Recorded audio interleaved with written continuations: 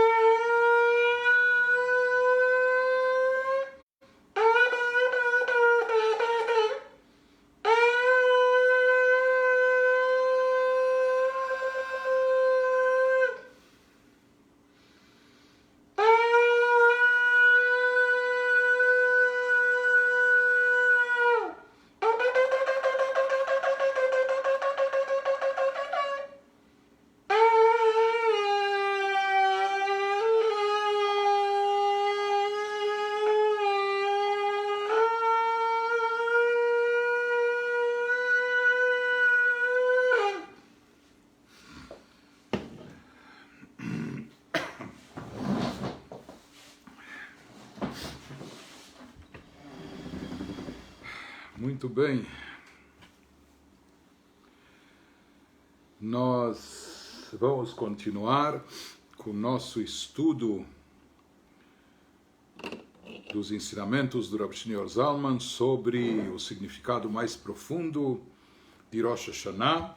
Lembrando que anteriormente nós estávamos falando sobre o processo de Teshuvah e perguntamos: tudo bem, a pessoa faz teshuvah, se arrepende, pede perdão a Deus, Deus irá lhe perdoar. Porém, o efeito místico daquilo que se obtém através do cumprimento das mitzvot, a energia divina que a pessoa poderia ter atraído ao mundo, trazido até o plano terrestre através do cumprimento dos preceitos, isso se perdeu, isso se extraviou. Então, como é possível repor isso? E como é possível compensar aquela energia que era específica da mitzvah, daquele dia, daquela hora, daquele momento, quando isso passou e foi perdido, foi desperdiçado por parte da pessoa? Então, isso que nós estávamos procurando entender sobre o alcance e o efeito da teshuvah. Para podermos entender isso, ele nos introduziu a explicação mais profunda do versículo do Salmo 130, que nós recitamos entre Rosh Hashanah e Yom Kippur a cada dia. Mima'amakim krati Hashem, das profundezas eu chamo a ti, eu clamo a ti, Deus. Estamos explicando isso, o que significam essas profundezas?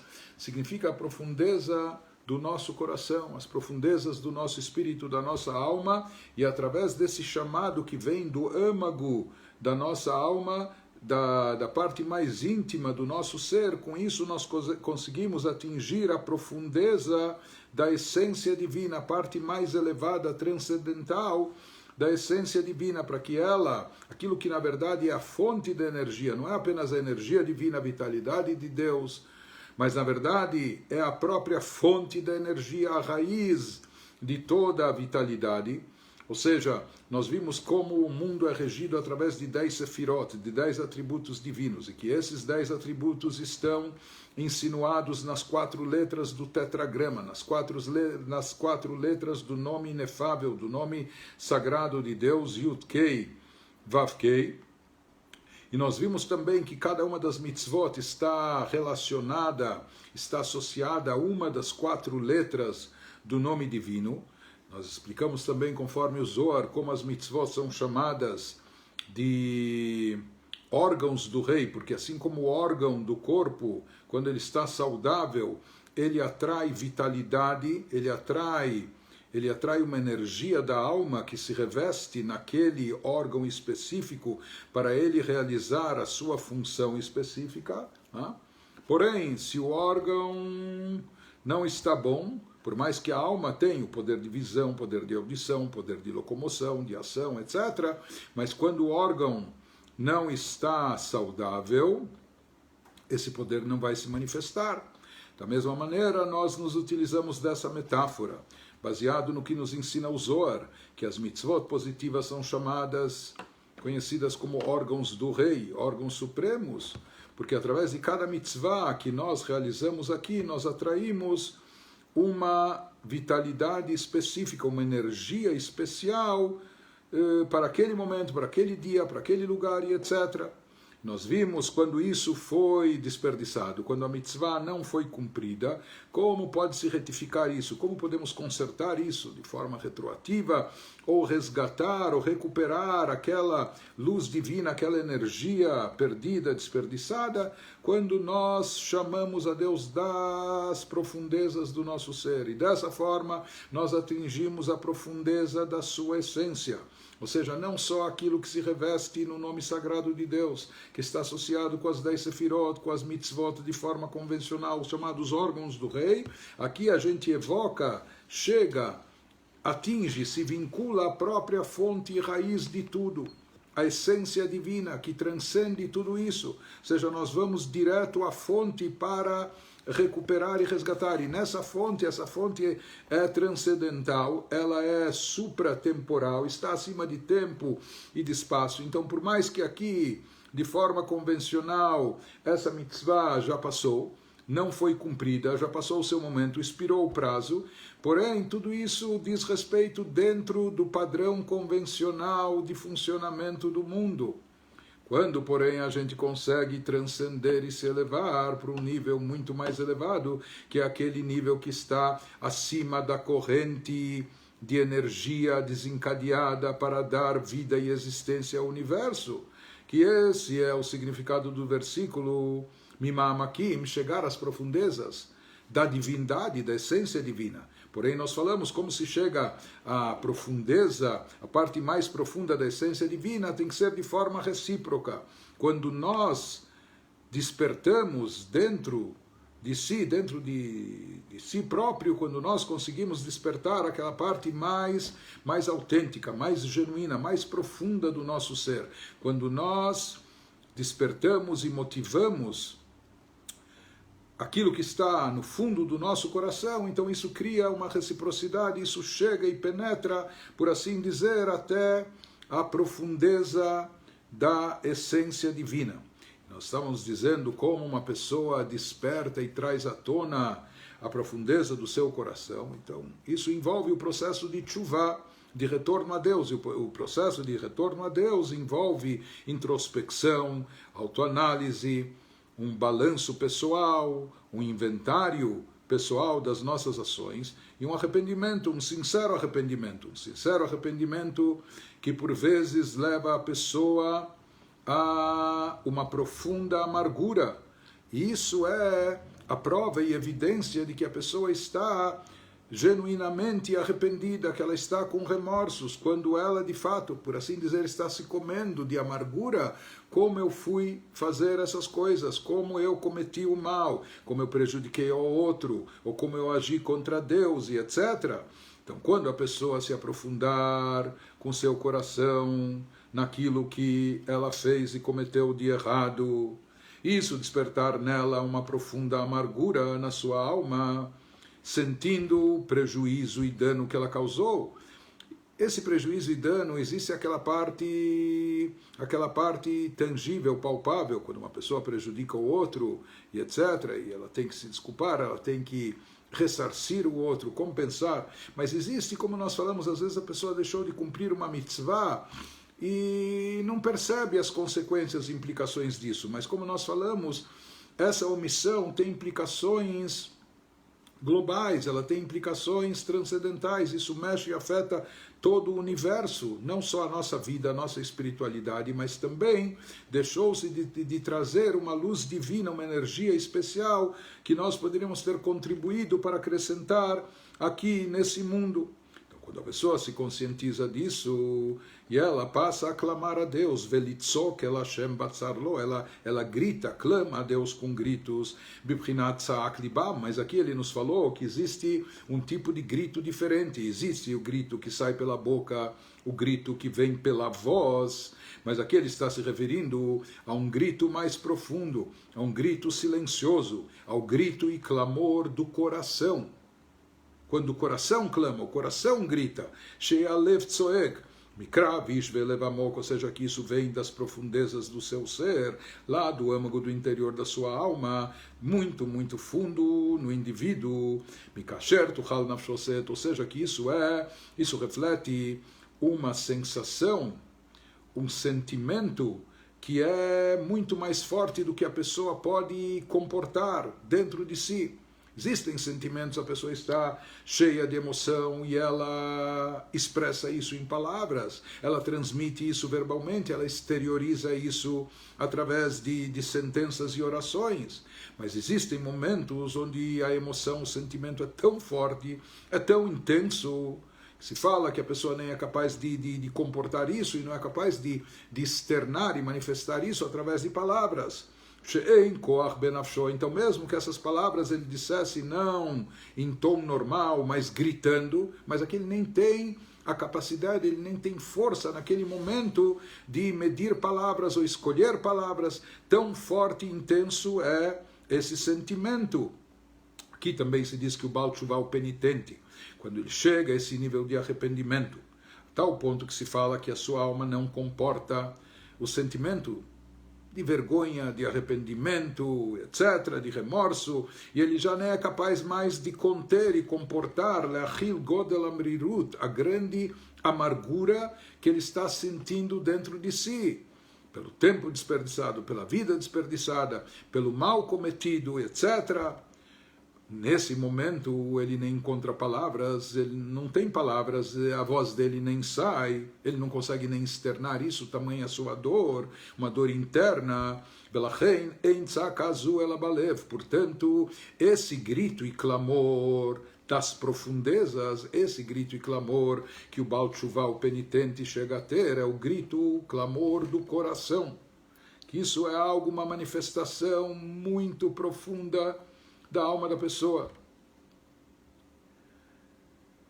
Quem conhece, existem costumes em algumas comunidades, isso é costumeiro, talvez em comunidades marroquinas ou comunidades iemenitas, às vezes as pessoas já foram para o Kotel, muro ocidental, nos bons tempos antes de pandemia, cheio de gente, ou dias de leitura da Torá, quando há um bar mitzvah, uma festividade, uma celebração. Então se percebe isso, mas ainda talvez no lado ainda das mulheres, na hora que o garoto é chamado na Torá, etc. Então alguns dizem Mazel Tov, etc. Mas outros fazem um tipo de gritinho. Isso também ocorre, Deus nos livre, até em situações de enterro, de luto, ou no meio do enterro. Então se solta esse gritinho. Quem já escutou isso? Na verdade, o que isso expressa? São momentos de emoções fortes. Seja alegres ou Deus nos livre, às vezes o contrário, de sentimentos muito intensos e que não há força de expressar isso em palavras, não há palavras que comportem a intensidade e a profundidade desses sentimentos. Naquela hora, então, se expressa ou alegria, ou Deus nos livre o contrário, através desses gritos. Mas aqui ainda são gritos, por assim dizer, verbalizados, talvez não em forma de palavras, mas ainda sons que são emitidos. Aqui ele está nos falando de um nível ainda mais profundo, onde o sentimento é tão tocante, mexe com a pessoa de tal forma, de tal maneira, que ele nem consegue expressar isso através da voz. Isso cala fundo no seu coração. Isso está presente em forma de um clamor e grito dentro do seu coração de forma silenciosa. E esse é o grito mais alto e estrondoroso que pode haver para a própria pessoa, que mexe, abala a sua estrutura. Isso é algo sincero, genuíno, profundo, etc. E isso é aquilo que chega até a essência divina. Isso é o que capta e vincula a pessoa a profundeza da essência divina, da divindade. Então isso ele nos diz, aqui ele está nos explicando que tem dois tipos de grito e clamor. Existe o grito da voz, não é? Do som, que em altos brados a pessoa se manifesta, e existe, porém, o grito do coração. Qual a diferença?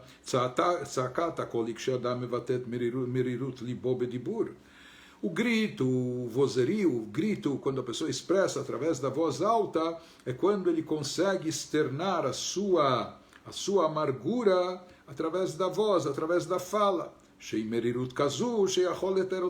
Ou seja, aqui se trata de uma amargura, a pessoa está sentindo amargura, por isso ele não só fala, mas ele levanta o tom de voz, ele grita, quase que numa angústia e desespero. Porém, aqui é um tipo de angústia e de amargura que ele ainda pode expressar em palavras ou através de voz. Porém, existe algo mais profundo, mais tocante, o grito e clamor do coração, e isso se refere a uma amargura muito intensa e muito profunda,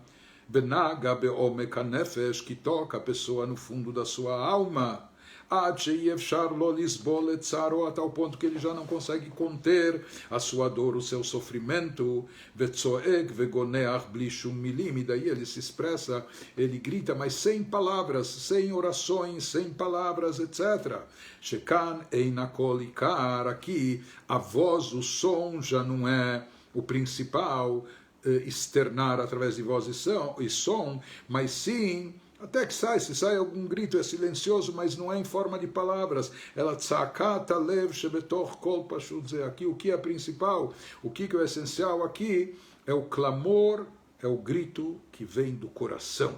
Porque o coração está sentindo essa amargura. E quem já percebeu, de forma óbvia, nós estamos aqui vendo o significado do toque do shofar, no momento chave de Rosh Hashanah, no dia especial do ano, cabeça do ano, que vai impactar, influenciar o ano inteiro, e a mitzvah especial do dia de Rosh Hashanah é o toque do shofar, e aqui nós estamos vendo já, através desse exemplo, qual é o significado, qual é o objetivo do toque do shofar e qual o efeito e alcance que ele realiza.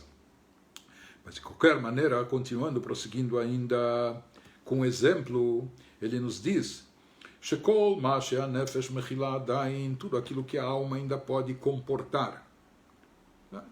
Ou seja, às vezes a pessoa está sob pressão, às vezes tem desafios, às vezes tem crises, às vezes tem situações dificílimas, grandes obstáculos para transpor, não é? E a pessoa está sob pressão, às vezes isso deixa a pessoa pressionada, desesperada, até angustiada, e como agir, e a pessoa, não é, atira para todos os lados, maneira de dizer.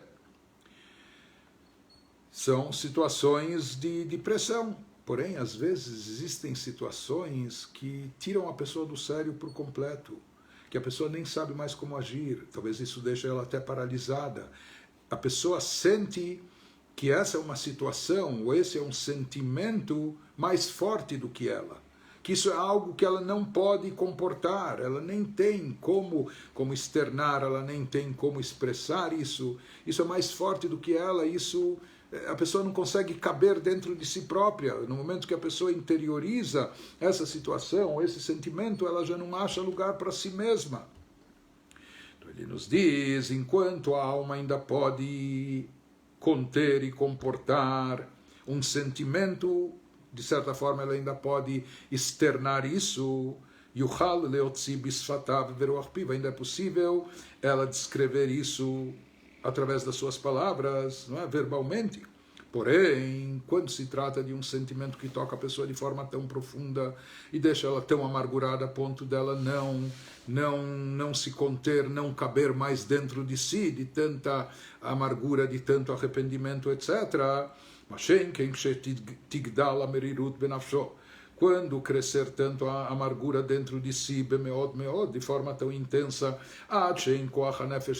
onde ele já não se vê mais capaz de comportar esse sentimento, ele já não aguenta, não suporta isso, Então, daí ele já nem grita, ele não tem força nem para gritar, ou ele sente que não adianta gritar. O grito aqui está acontecendo dentro dele, no âmago da sua alma, no fundo do seu coração.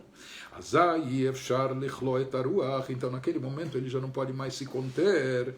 Então, daí sai esse grito. Mas que tipo de grito? O grito do coração, o clamor do coração. E daí ele clama, ele grita, de tal forma que ele esgota a sua força, ele já nem tem mais força de falar, de dizer, de expressar, de verbalizar aquilo que ele sente, até de soltar a voz, o grito.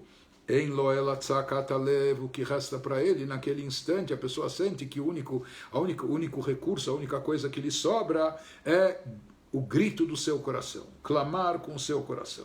Por quê? Porque aquele assunto, Lefish Naga Ad Mitsuya Nefesh Mamash, isso é algo que mexe com toda a sua estrutura, abala toda a sua estrutura psicológica, emocional, isso é algo que toca no fundo da sua alma.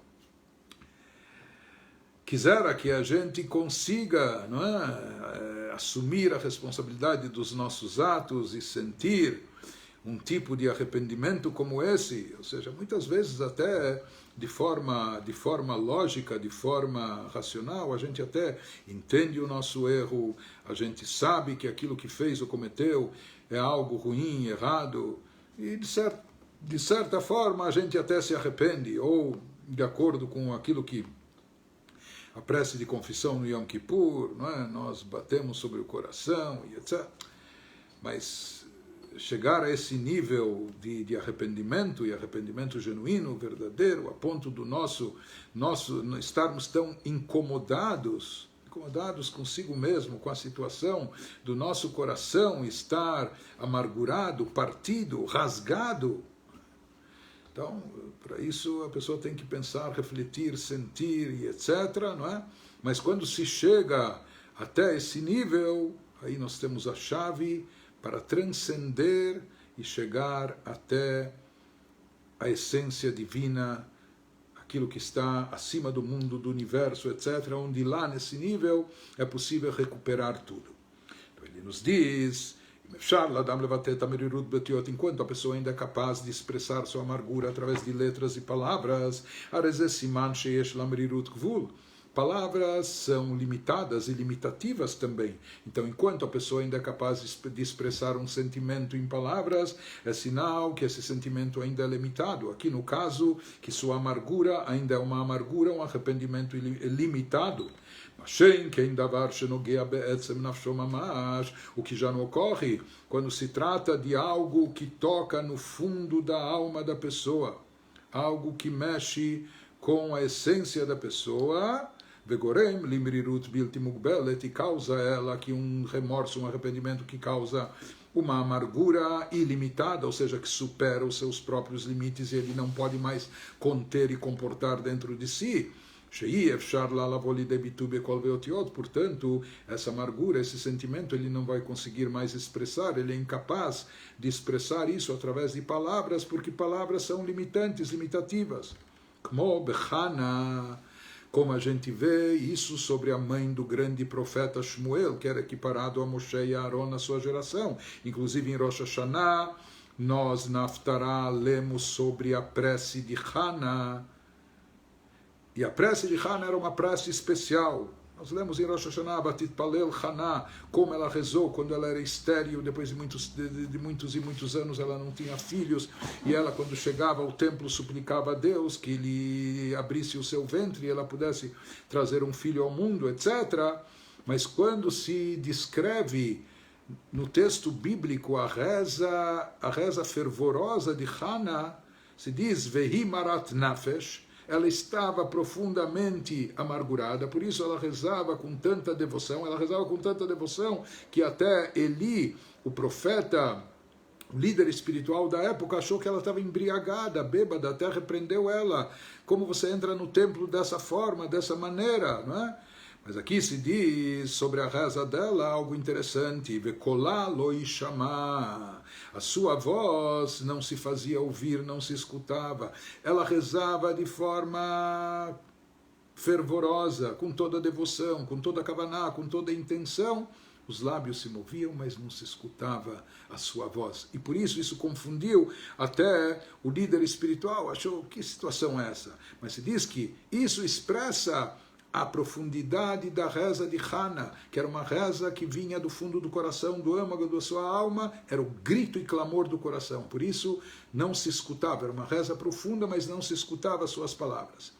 Mais do que isso ele nos fala, ele nos descreve uma história famosa no Talmud, que nos conta de um penitente, o Kmased Rabbi Elazar ben Durdaya, o nome dele era Elazar ben Durdaya, um sujeito que fez todos os pecados possíveis e imagináveis. Ele era conhecido por ser um pecador. E se fala que uma certa situação, quando ele chegou até para cometer mais um pecado, não é? E mais um ato imoral, mas até a pessoa com quem ele iria cometer esse pecado, uma mulher fala, você é esse Elazar ben Durdaya, famoso, aquele pecador irreparável, incorrigível e etc.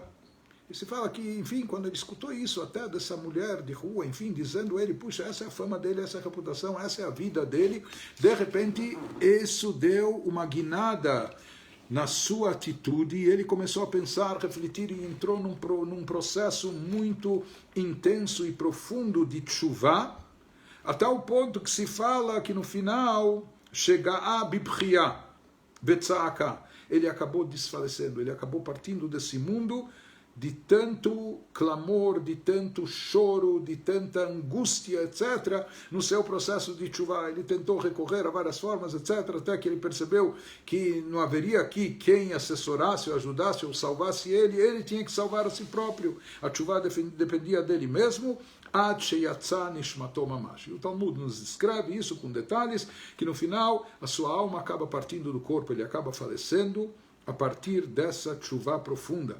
E se diz que um grande mestre nosso escutou uma voz celestial na hora do falecimento desse Elazar ben Durdaya, dizendo, bem-vindo Rabbi Eliezer ben Durdaya para o mundo vindouro.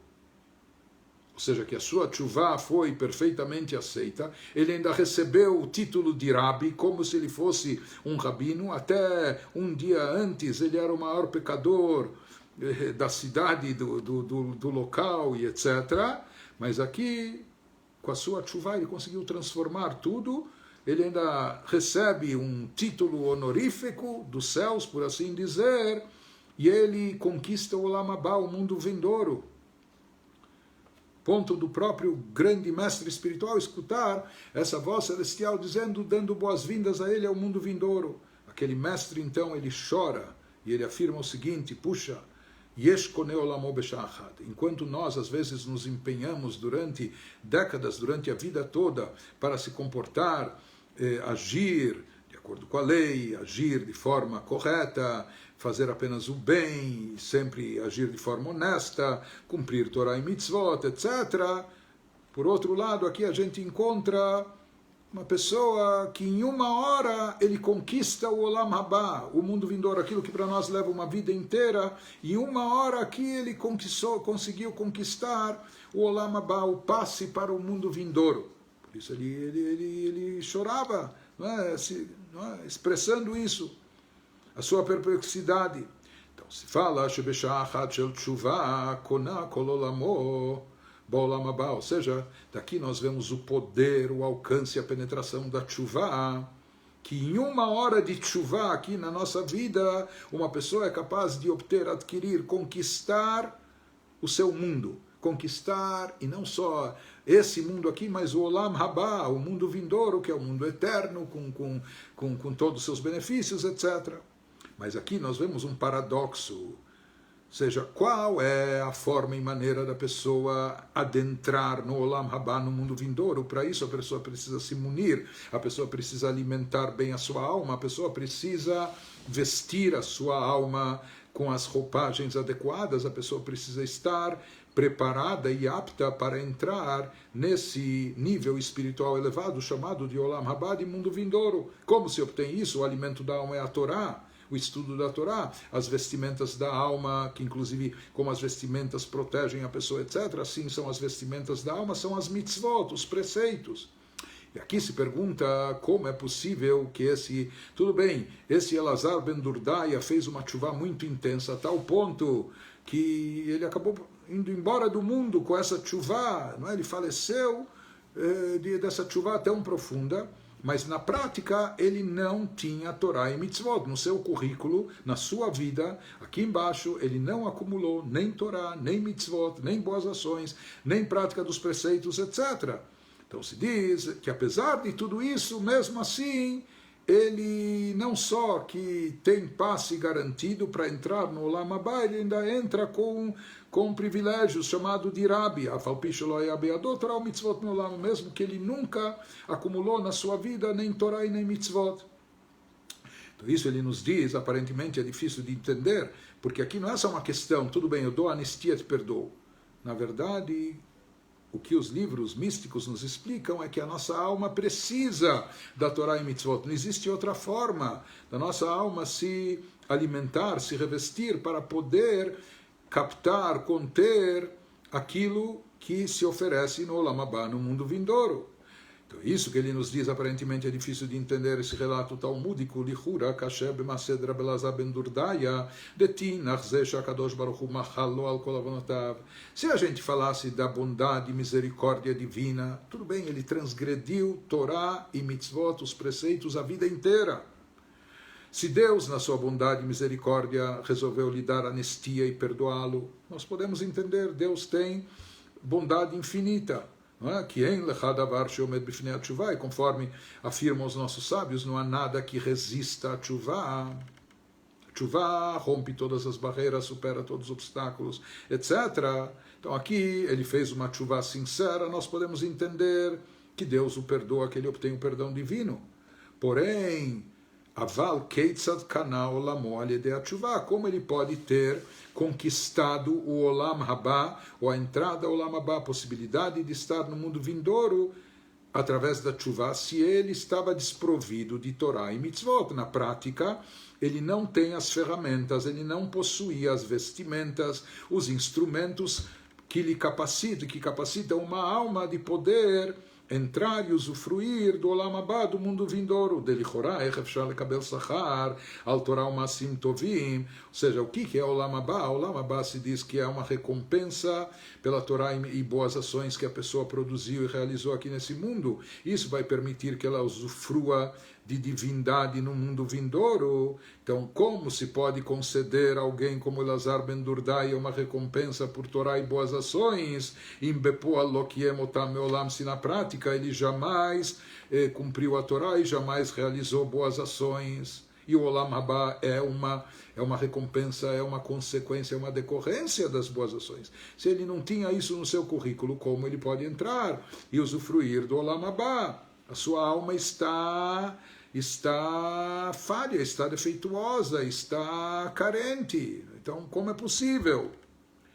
Então ele nos diz, sabe como é possível? De fato, ele não tinha no seu currículo Torá e Mitzvot, que é o meio convencional, é a fórmula padrão da pessoa alimentar sua alma, vestir sua alma, acumular espiritualidade, poder elevar-se, etc. Tudo isso ele não tinha, como talvez outros penitentes também não têm. Porém, ele foi para não sei se chamar isso de um atalho, mas um caminho alternativo. Ele foi por um outro caminho, ele fez tshuva. Tshuva é algo fora do padrão, fora do convencional. Tshuva é algo que atinge um upgrade espiritual, atinge um nível mais elevado, onde nesse nível, mesmo na ausência, na falta de Torá e Mitzvot, pode-se compensar, pode-se preencher tudo o que faltou, e pode-se habilitar aquilo que às vezes leva uma vida inteira através de Torá e Mitzvot, aqui em uma hora, em um instante, através da tshuva, mas precisa ser uma tshuva tão forte, tão intensa, tão sincera, genuína, etc., que mexe com a essência do indivíduo. Quando a pessoa chega nesse nível, então ela transcende todo o campo convencional, então ela consegue se elevar, mesmo tudo aquilo de elevado, elevadíssimo que se obtém através de Torá e Mitzvot, ele consegue superar isso e chegar num campo mais elevado ainda, onde leva a tshuva. Pois através dessa tshuva que vem do fundo do coração, através disso que a pessoa se arrepende, retira a sua vontade de forma completa, definitiva das coisas ruins e proibitivas que ela cometia. Bemesirat nefesh mamash, e a pessoa faz isso com uma dedicação total até o auto-sacrifício, ou seja, ela se anula por completo. Não é que a pessoa não goste daquilo, não gostava, ou não tem prazer, ela continua ou gostando, ou se sentindo atraída, ou tendo prazer, mas ela renuncia a tudo isso. Isso muitas vezes significa a pessoa renunciar a si mesma, abrir mão da sua vontade, do seu prazer, dos seus interesses, do seu ego, dos seus desejos, suas paixões. Então isso é considerado como um auto-sacrifício. Para a pessoa isso é como se fosse um martírio, um sacrifício, Mesirut Nefesh.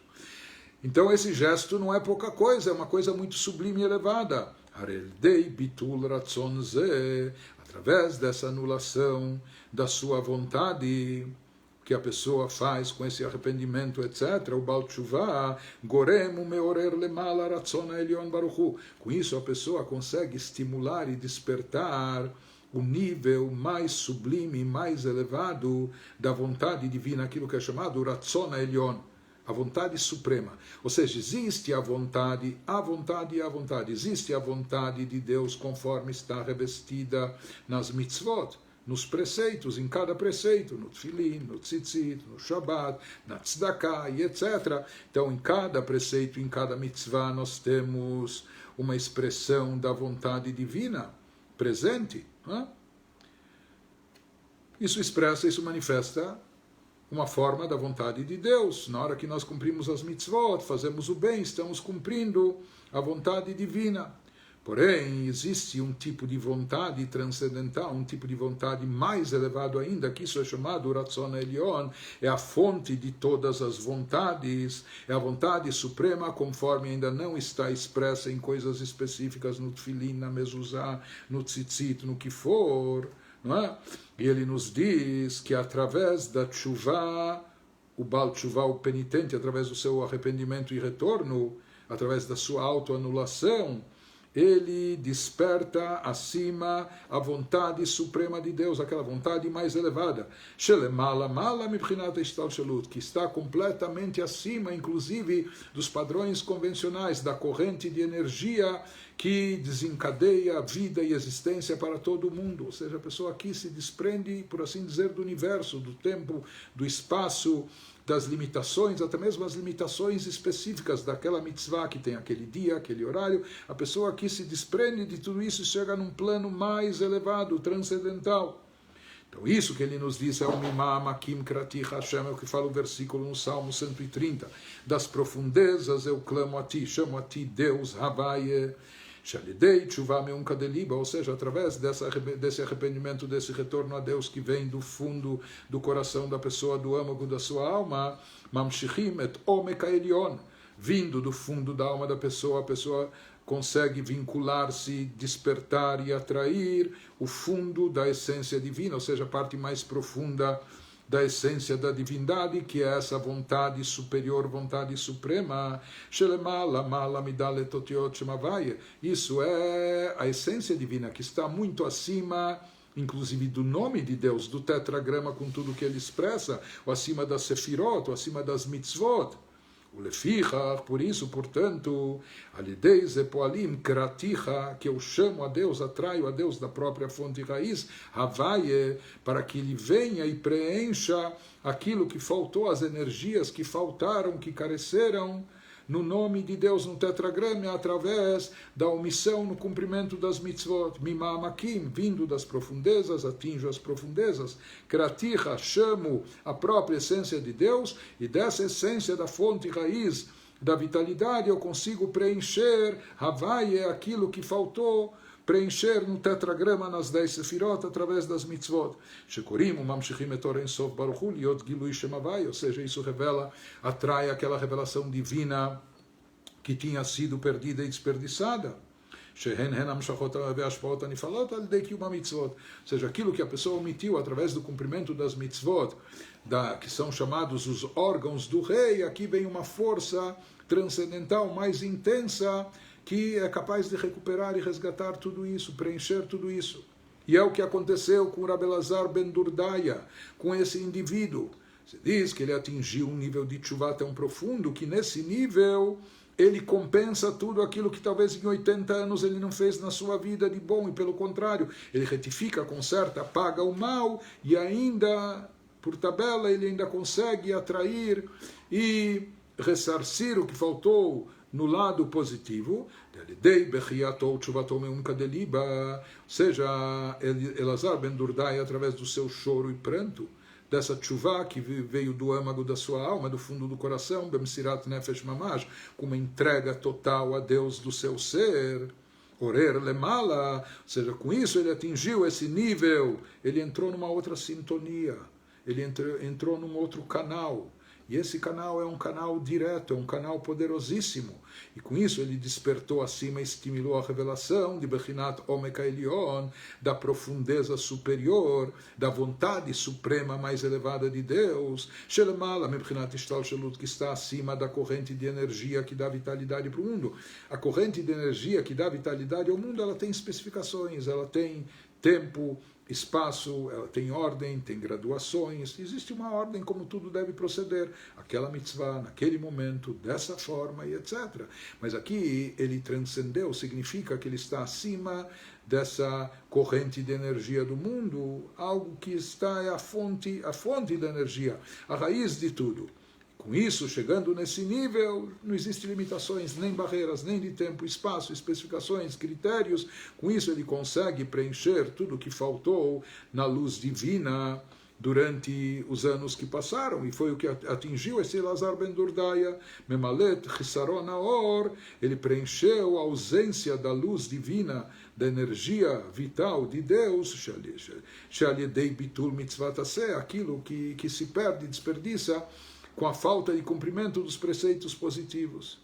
Em outras palavras, com isso ele nos explicou e respondeu. Ele falou, tudo bem, Deus perdoa, mas aquilo que tinha que ser obtido se perdeu. Deus se perdeu enquanto a pessoa não fez uma tshuva tão profunda.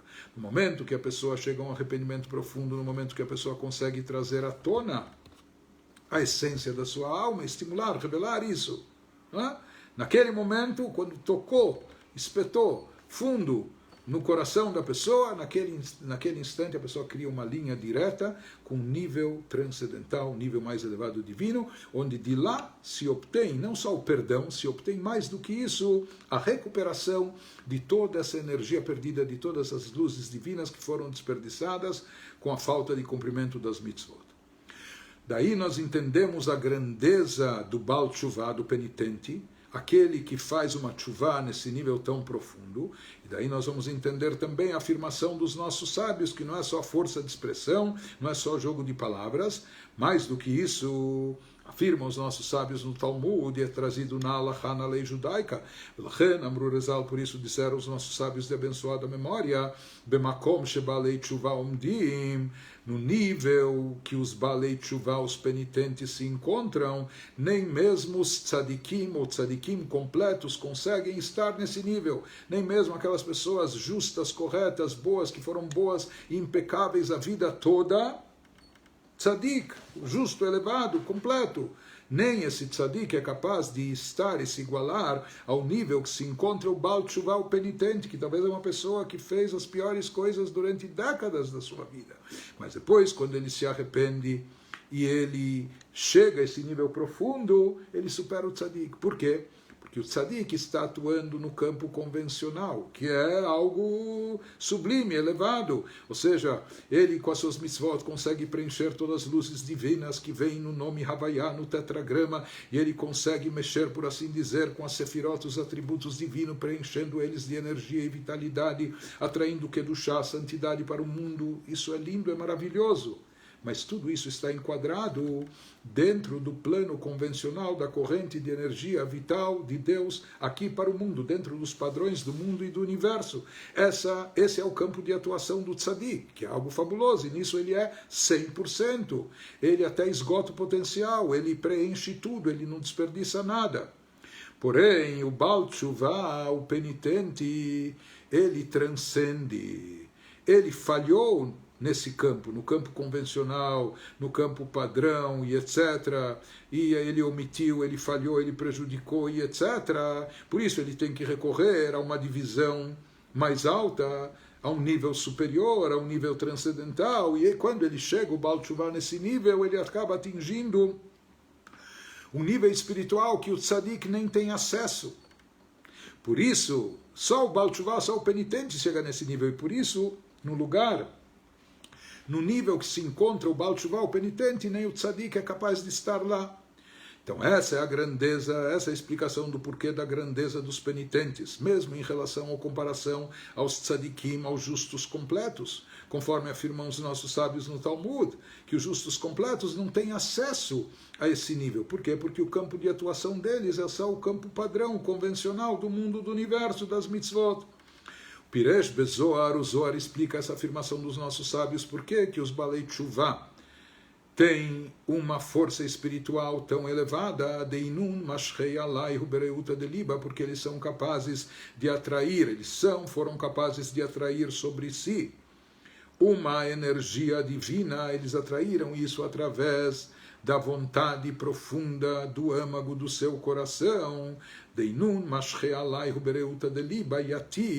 ou seja, e com isso eles conseguem atrair uma energia e luz divina mais elevada, mais intensa, o Becheila Sagir, que vem com mais força, mais intensidade, Leit Karba Lemalka, possibilitando eles de se aproximarem do Rei dos Reis, de Deus.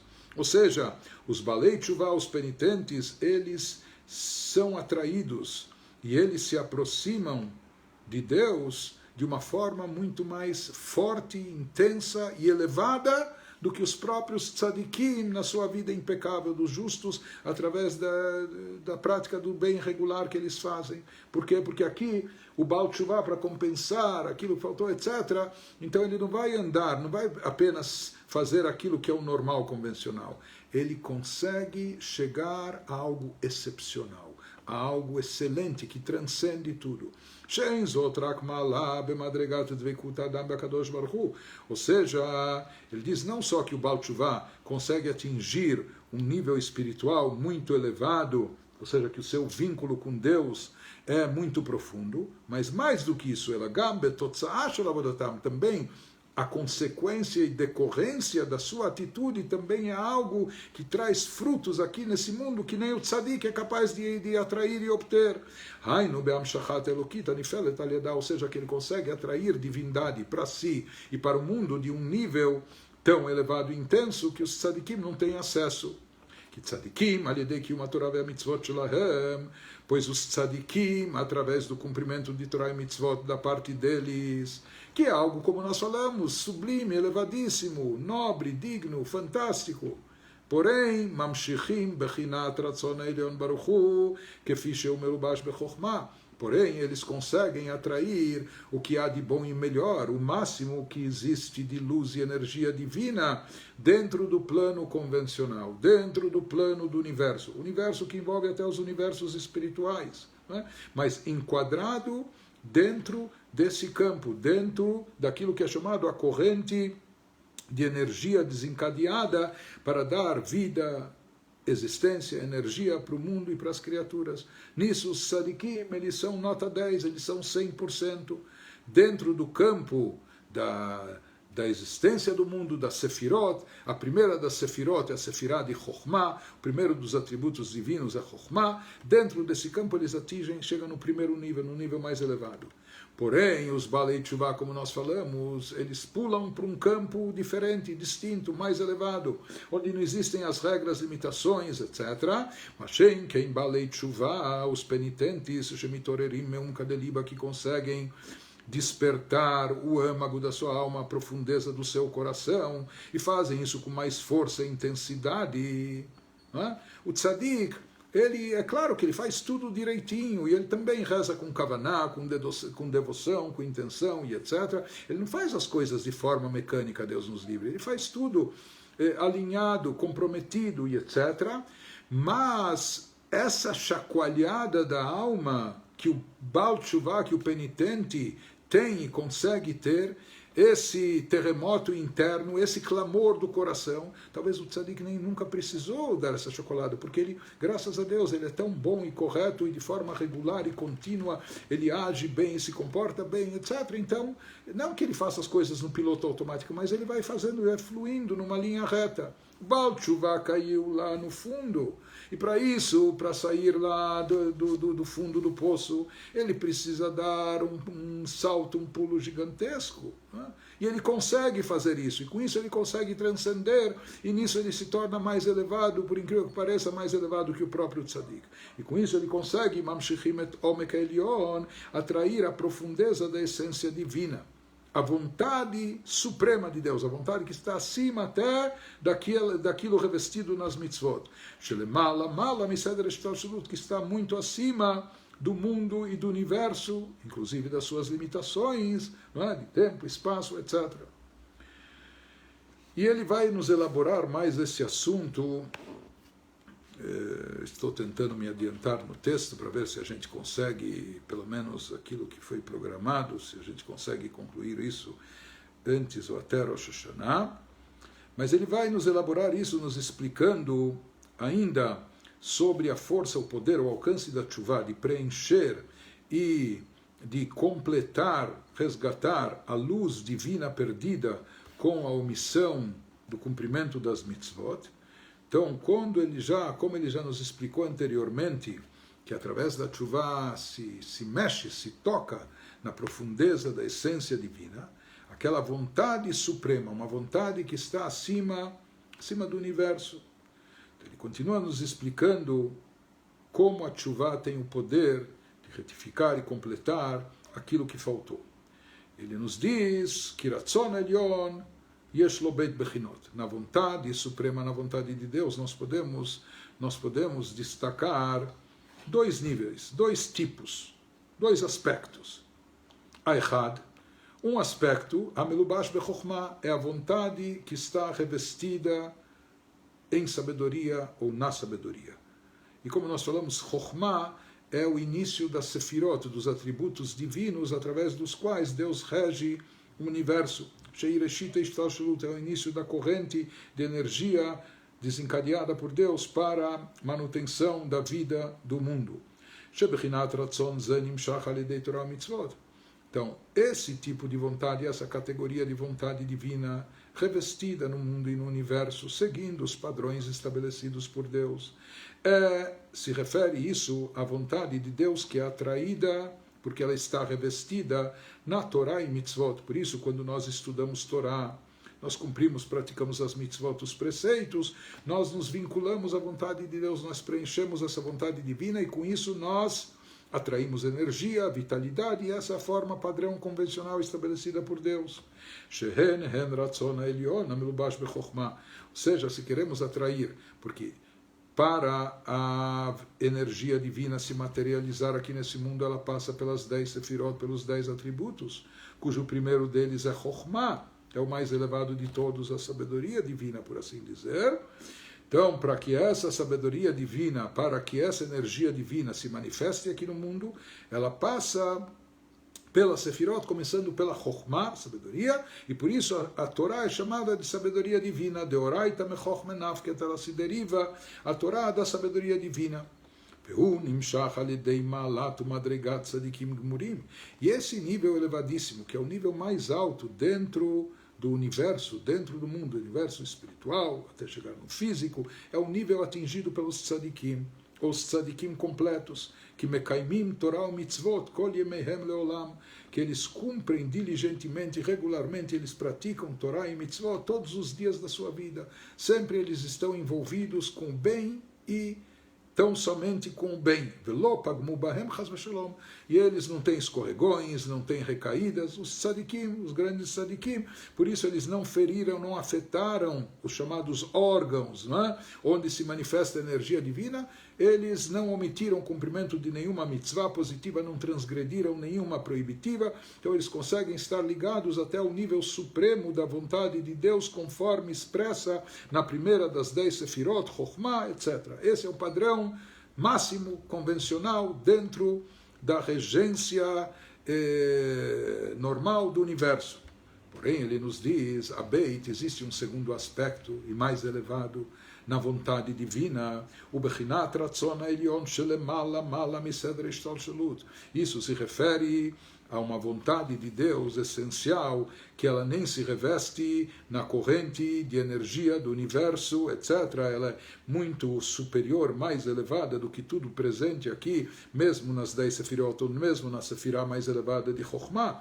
Veino melubash klal bebchinat Chokhmah ilá. É um tipo de vontade, como a gente já explicou anteriormente. Nós temos um tipo de vontade que eu quero isso porque eu sei que é bom, eu entendo que é bom, eu sei dos seus benefícios, dos efeitos positivos, por eu entender, ou seja, o meu racional, minha lógica também conduz a esse estímulo de vontade. Não? Porém, nós falamos, isso ainda não é a essência da vontade, porque isso está filtrado, revestido, causado, associado com lógica, com razão. A verdadeira vontade, a vontade essencial do indivíduo é aquela vontade que não tem nada a ver com lógica, não tem nada a ver com a razão. Às vezes ela até contradiz a lógica e a razão. E mesmo assim a pessoa quer, deseja, ou um sentimento, como a gente falou, um sentimento paternal, maternal, etc. Independente do comportamento do filho, etc. A mãe quer abraçar o filho em qualquer situação e circunstância. Então, isso não tem a ver com lógica, com razão. Isso é uma vontade essencial, uma vontade, né, que está acima da lógica, da razão. Isso só para ilustrar, mas para a gente entender que em relação ao divino existem níveis diferentes de vontade, existe uma vontade transcendental que não se reveste em Chokhmah, mesmo que Chokhmah aqui seja a sabedoria divina como expressa na Torá. E disso vão se derivar as mitzvot, os preceitos, mas isso ainda é, por assim dizer, uma vontade que está associada à sabedoria, não é? Tem uma razão de ser, mas existe um tipo de vontade muito mais profunda, intensa, elevada, que tem a ver com a essência, que é uma vontade sem a razão de ser, que não está dependendo e vinculada ou derivada de lógica e de razão. Não é?